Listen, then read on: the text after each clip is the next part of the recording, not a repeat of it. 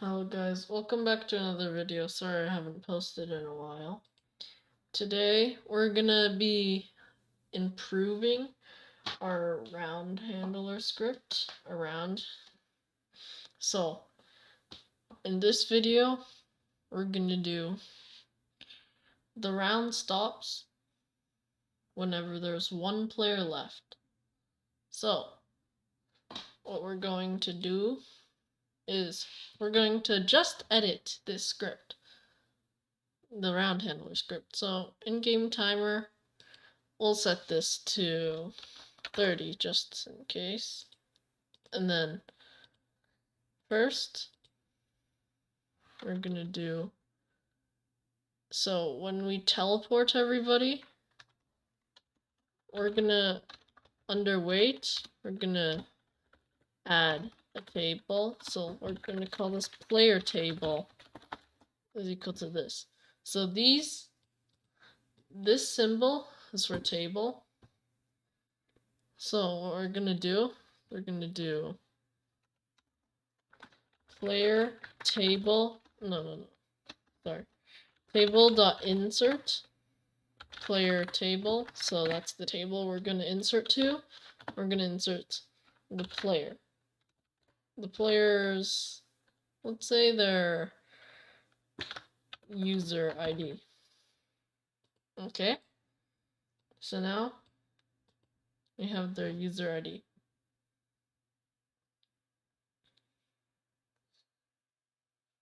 So now what we're gonna do, we're gonna have another table. This is just for optimization. We're gonna call this function add-on table is equal to table. And now what we're gonna do, another for underscore player in pairs. Remember, you shouldn't copy and paste in coding. It's a bad habit. I'm just doing this to be quicker. So under here we're gonna do local char is equal to player dot character. Okay, now we're gonna do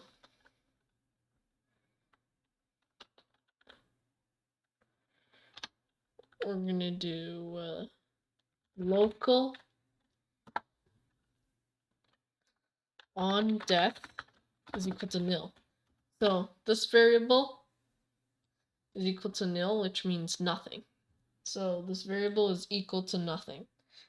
So now we're going to do char.humanoid, so they're humanoid, and then .died. So when the humanoid dies, we're going to do connect function. Okay, so this event fires when they die. So what we're going to do, we're going to remove them from the table. So we're going to do table.remove. But then you realize, well, at least I realized, you actually have to use something called an index to remove from the table. So this is going to get a little complicated, but we're going to add a local function, which is just a function, but it's local to this block of code. Local function find player from table. Okay, and then we're going to do for underscore player in pairs, and then no, not player, we're going to do for,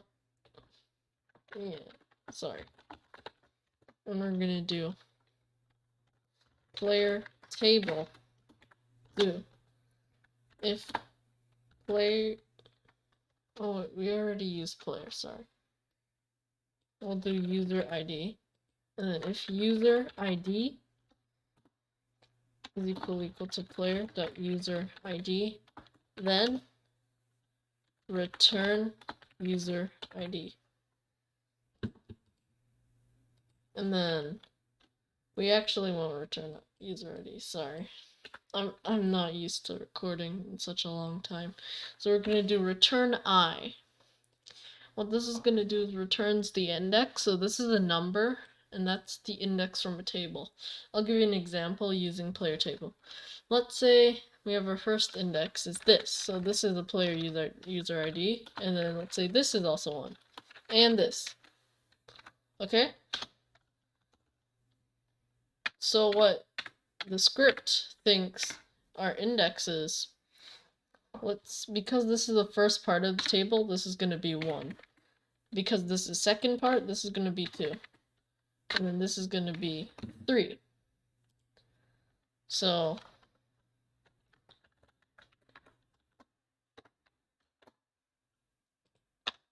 basically, this number is index 1, this number index 2, this number index 3. So what we're going to do is we're going to do local player index is equal to find player from table. Okay. We're going to do if player index. So if it finds the player index, then we're going to do table.remove player table player index. What this is going to do is it's going to remove the index from the table. So the player is now gone from the table. Now what we're going to do is this is going to fire every time the player dies. So this will just keep on stacking and stacking and stacking. Later on, just lag the entire game out because there's so many events firing. So what we have to do is we made this local function add-on table. So we're going to do, since we have this nil variable here, we're going to do on death is equal to. And then what this is going to do, this is going to fire whenever this event, and then we're just going to put here on death disconnect, which means now this will no longer fire and will be cleared, will be forgotten. Will be forgotten when the player dies. So yeah. Now we're going to do table.insert function add-on table on death. So this will insert the function, so it'll be stored in the table and it won't be forgotten. And now we have this. So we're gonna, before the wait one, we're gonna do here. If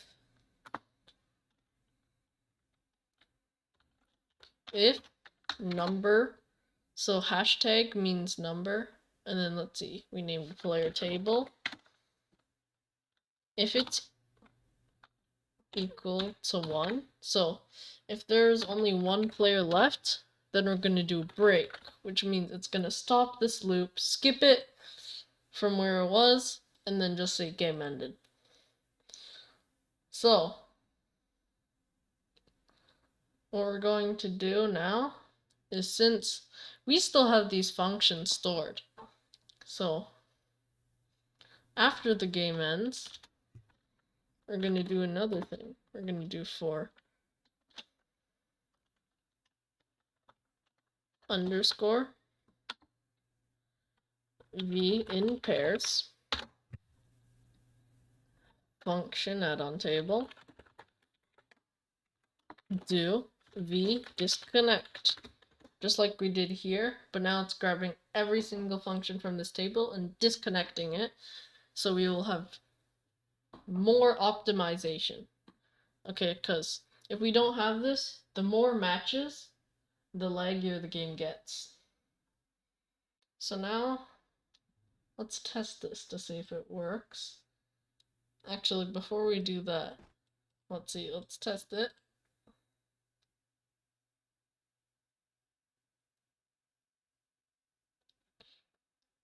Alright.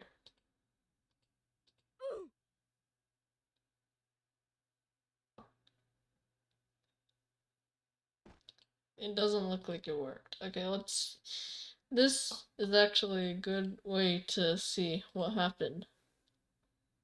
So let's see, player table here. I'll show you how to debug your code. So player and pairs game player, and then let's get the char. Maybe this is the problem. So what we're gonna do is we're gonna print the user ID if it finds it. This is what I do for debugging, and it's actually gonna help you a lot in your coding.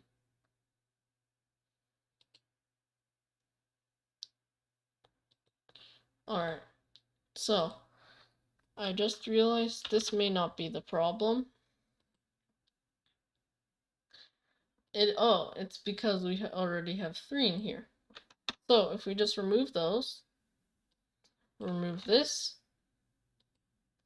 it should be good. Now, click play and then teleporting players. Game ended because there's only 1 player left. And now, we'll try this with multiple players. So go to test, local server, 2 players. Put it on a local server so there's less stress on your computer because, running 2 games on Roblox could be pretty laggy. So now I'm gonna start it and then I'll come back when I started. Alright, so now we are back with this. And now you can see intermission, teleporting players. Players are in the game. Let's kill one. Game ended because there's only 1 player left. So let's click clean up so it removes all the instances. Now let's say one more thing. What if you want to see the player who won? Now this is pretty easy. So what we have to do is we're going to put a variable here. We're going to set it to local player who won is equal to, we'll set this to nobody because nobody won so far. And then if there's 1 player who won, we'll set this to player who won is equal to player table 1. So you're indexing the first table, the first part of the table. So let's say you have numbers here. So that's the index. So 1, that's the index for that. So we're just going to put 1 here. And that's the user ID. So we're going to do game.players get player by user ID. And then we're going to copy this and then just move it into there. What this is going to do is it's going to get the player by the user ID. And then we're going to do .name. So it's going to get their name. So now what we're going to do is, don't click play. Game ended. It doesn't tell us. So game ended.